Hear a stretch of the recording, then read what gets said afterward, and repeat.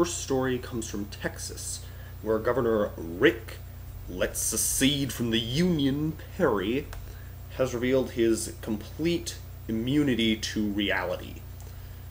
Let's go over the facts of the story. So, in 2004, Cameron Todd Wilmingham was sentenced to death for setting a fire that killed his $3. The problem here is that forensic fire expert Craig Baylor, along with 9 other forensic arson experts, claimed that there was no evidence whatsoever that he started the fire or that the fire was even arson. Unfortunately, the Governor Rick Perry is completely unwilling to admit this evidence. Instead, he's referring to the 9 forensic arson experts who criticized the trial testimony of 2 local fire chiefs as supposed experts, and he claims that he hasn't seen anything that would cause him to think the decision was not correct. Furthermore, the prosecutor, whose name is John Jackson, and who is now a judge, openly admitted that the evidence for arson was weak, and that his evidence was primarily circumstantial. The circumstances were that Willingham had tattoos of skulls, and that he liked heavy metal music, and this led the prosecutor to conclude that he was a devil worshipper, and we all know that devil worshippers kill their children in fires. This is why we can't have the death penalty in this country anymore, and a moratorium needs to be placed upon it immediately, because the death penalty is currently being administered by ignorant fools who rule based on prejudice and refuse to accept evidence that shows they're wrong. These are people who would not stand a chance in the scientific community or the academic community, but instead in the political community they can get away with their immunity to reason. Well, people immune to reason are not the sorts of people who we should be able to ever trust with the power to kill.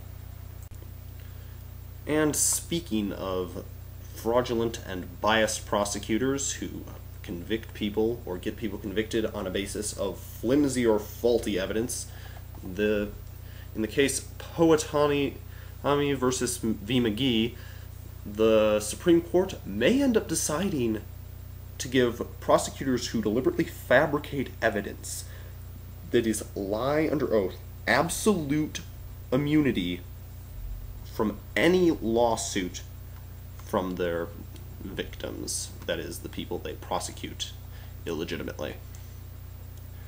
What's happened in this case is that these prosecutors convicted someone in Iowa, but then it turns out that evidence revealed that they were innocent. The prosecutors, Hervel and Richter, maintained that under the Supreme Court decision Imbler v. Pactaman, apologies if I mispronounced it, they have absolute immunity in such a suit. Now, the current state of affairs is that precedent says that there's qualified immunity, which says that there's a standard that needs to be met before a lawsuit can be made, that it needs to be demonstrated definitively that constitutional rights were directly violated. But what's being argued for here is absolute immunity, that they cannot be sued under any circumstances. This is part of America's general culture of impunity that says government officials who break the law should not be prosecuted. It's happened in torture, and now it's happening here.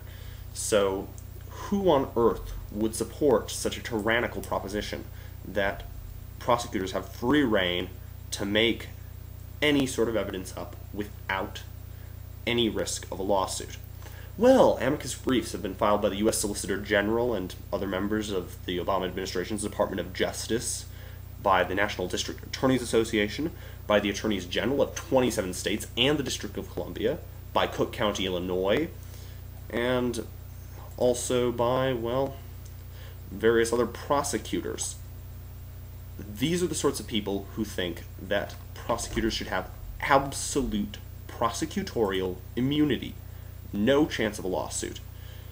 Supporters of extending this absolute immunity are claiming that the prosecutors are held accountable in other ways, by appellate courts, bar associations, and legal disciplinary boards.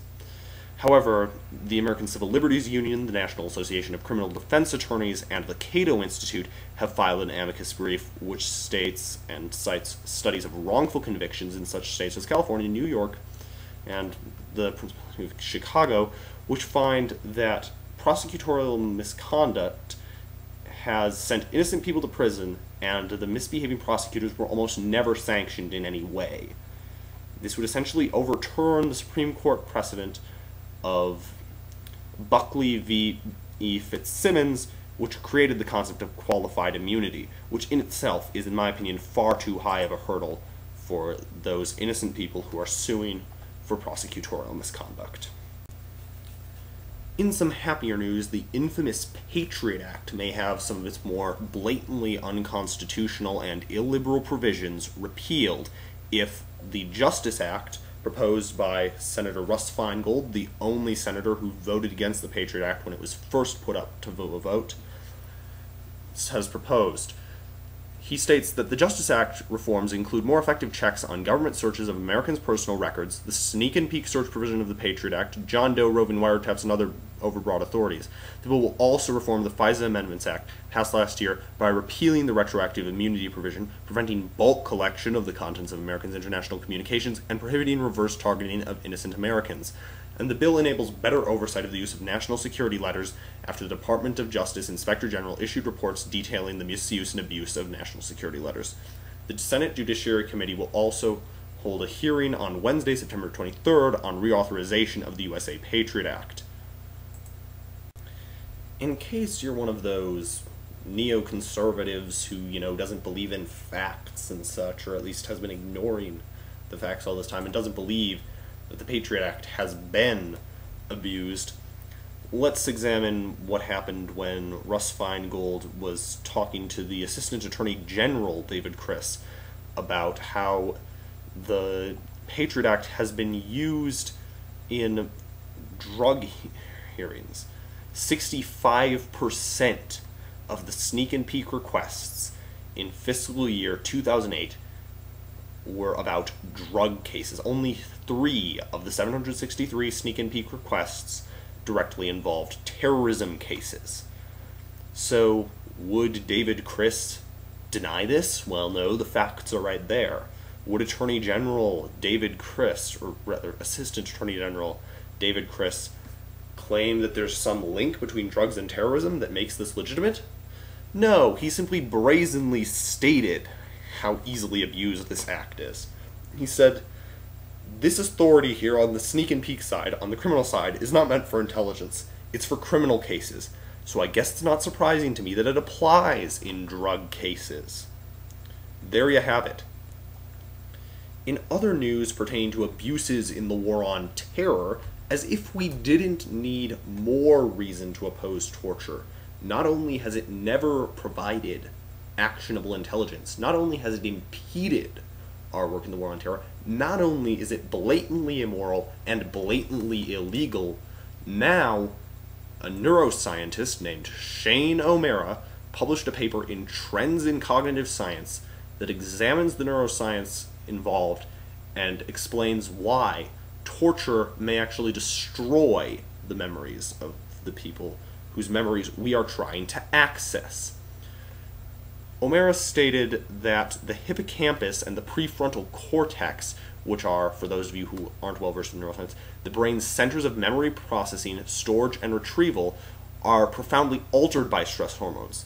If you keep stress up long enough, she says that it will, or maybe he says that it will result in compromised cognitive function and even tissue loss. This results in memory loss or the warping of memories. And further, from what we know about the susceptibility of memory to suggestion, the sheer malleability of memory from neuroscience and psychology, it's quite easy for people's memories to be genuinely warped by the power of suggestion, which is exactly what is used in cases of torture. We're suggesting things, and that's being put into people's minds, and furthermore, it's being exacerbated by the fact that we're compromising cognitive function and, in more extreme cases, producing tissue loss in the very parts of the brain that are responsible for the memories that we are attempting to access. But, it's not as though this will sway the people who've been defending torture. The likes of Bill O'Reilly, Dick Cheney, and George Bush never cared much for science, whether it was evolution, global warming, or in this case, neuroscience.